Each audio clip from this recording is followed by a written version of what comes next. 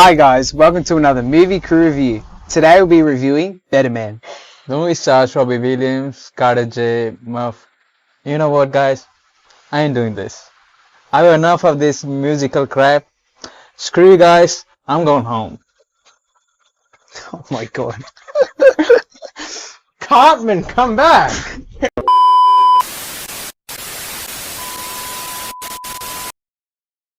Sorry about that, guys. So, Better Man is the story of Robbie Williams, so about 2003-2004, as we see him through his childhood and becoming famous with the band Take That, and then the ups and downs of that fame and what it causes as he journeys out to a solo career. It's got a interesting premise of the actor playing the Robbie Williams character being a monkey, so we'll get into the review, and we'll start this review off today with myself. So, I thoroughly enjoyed this as a musical and a biopic as such. I think the big elephant in the room, or should I say monkey, is Robbie Williams as the monkey. For me, after a few minutes, I kind of got into the singing and it just really fell to the left side. It didn't really affect my enjoyment of the film. It kind of reminds me a bit of like a Rocket Man meets Planet of the Apes style film. So I think the scenes where you have them on Regent Street doing rock DJ and you got the Let Me Entertain You at the big concert venue and the transitions for those scenes, I really enjoyed them. I found the story quite compelling, and watching the documentary on Netflix and knowing a bit about Robbie Williams' life, it's good to see that he's done a bit more of an unfiltered biopic and really gets into the harm that he's caused himself throughout the years and the relationships that he's affected. But for me, the most interesting takeaway was his father, Peter Conway. So he's a lounge singer, he's not really famous, and so he's projecting onto his son. And as the film goes along, you see he's popping up, but only in the bits where his son is going to be advantageous to him because now he's famous. And it's quite a sad bit at the start for me, watching him leave the family, and you see how that affects Robbie in a young age and how he's trying to reconnect with his father, but in the end he kind of just gives up and has that nice Hollywood ending at the end, ending on a really nice concert and nice father-son moment. So something I enjoyed. I enjoyed the music of the film. So Robbie Williams has many great songs. For me, the standout was obviously the rock DJ montage. It was quite nicely done. It was lively. It was epic. It had that Regent Street going through all the shops and all the costume changes. So I really enjoyed that. And I enjoy Frank Sinatra and the crooners of the day. So having him do My Way, both at the start and the end as a child and as an adult, I enjoy that kind of stuff. So I saw him recently live in Australia, and he does a lot of those old style songs and he does them really well. So I found that having him sing those songs and not having like a voice double for a lot of it was quite nice and something that I personally enjoyed. But yeah, the story was interesting, the camera work was good, and especially the cuts. The transitions were, for me, fantastic.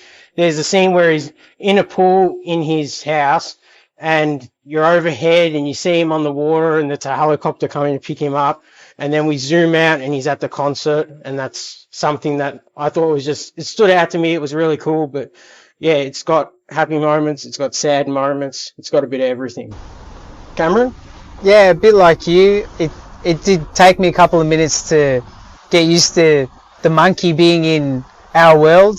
I couldn't escape the thought of maybe it's Caesar from the Planet of the Apes in an alternate timeline at the beginning. I thought that's what made me laugh. But after those couple of minutes, yeah, I was like you, fully invested.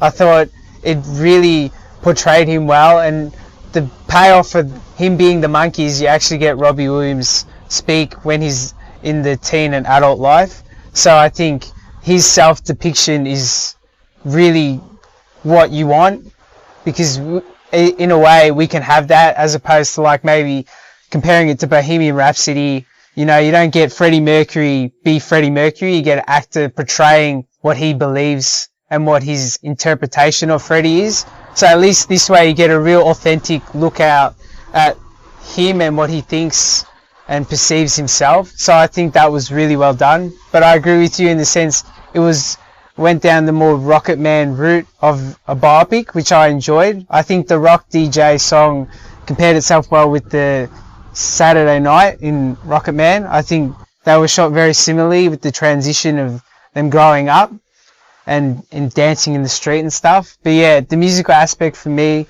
was really well done. I think they incorporate the songs well enough during his life that it sort of meets where the songs were released, and I really did enjoy that. I think the cast around it was really well done. I mean, it must have been hard seeing a guy with all this... all the dots and the... Yeah. So, CGI motion capture. Yeah, all the motion capture gear. It must be a bit... It's not really easy, I wouldn't think, but they all pull it off really well. But yeah, the monkey aspect, I really enjoyed it. And the monkey looked really good. Yeah. Like, for animation and things like that, it's like Planet of the Apes level in terms of CGI. It looks really high quality. It's not something that looks cheap. So when he's acting and he's emoting, you really get the emotion into it. Really. Especially there's some sad things that happen throughout the film that I found, if they didn't perfect the facial expressions, wouldn't have given the same cadence to it. Yeah.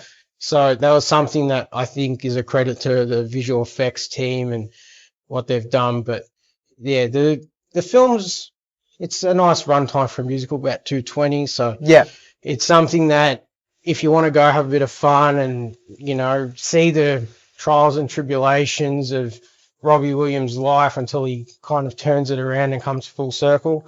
The aspects that probably, I was more interested in was the, like, relationship with his grandma, relationship with the father, because the famous things and the things that you see are, like, splashed all on the tabloids, like relationships with celebrities and, you know, drinking and partying and all that kind of stuff.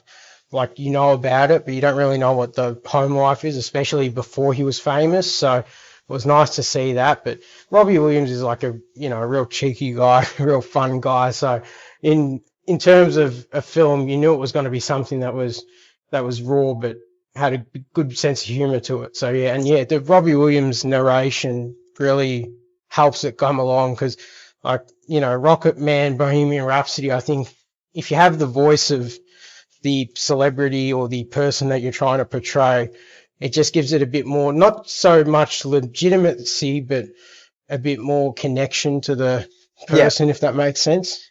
Yeah, 100%. Yeah, it's definitely unfiltered Robbie Williams, which is what you want when you sign up to see something of his.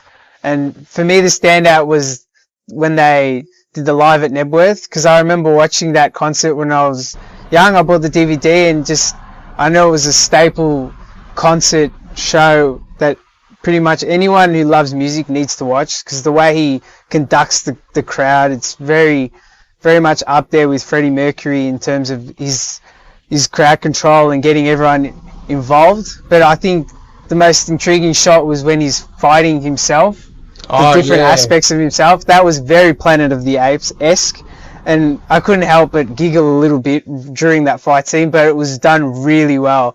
It's like he's in this mosh pit of himself. And even like the hits are in time with the music. That's one of the things I like when you see it like in trailers quite a lot. Yeah. Where you see they're lining up all the shots and the transitions with all the drum hits and that's pretty much in the song. Like every time you hit somebody, it's like a hit on the bass line. So it gives it that extra impact, and you get to feel it across. And they did the shots 1-to-1 from the concert. I was watching it and I could picture me sitting there at home watching it on TV. So they did that really well. Like they did in Bohemian Rhapsody with Live Aid. They did it shot for shot. I feel like they did the same thing here, and it really was well done.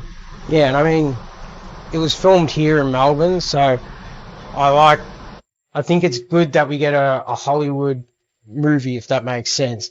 You can see, like, filming it in Victoria and Melbourne, you can see the level of quality that we can bring with, like, a good deal of money and, right people are brought in. Like the director was the director of The Greatest Showman, so that's where a lot of that musical stuff. But you know, there was a lot of scenes, like a lot of the concert scenes were filmed at Rod Laver Arena, and then you've got like all the outside scenes we mostly filmed on sets in Australia. So it was quite nice, you know, to see something, because usually like films that come out of here are like pretty budget basic TV movies, something you'd think to see on Hallmark. So yeah. All right, going to give our scores? Yeah. How many monkeys out of 10? I'm going to give it 9 monkeys out of 10. Yeah, I'm on the exact same page, 9 monkeys out of 10. All right, guys, make sure to like, subscribe, check out our socials, and we'll catch you on the next one with Moon. Ciao.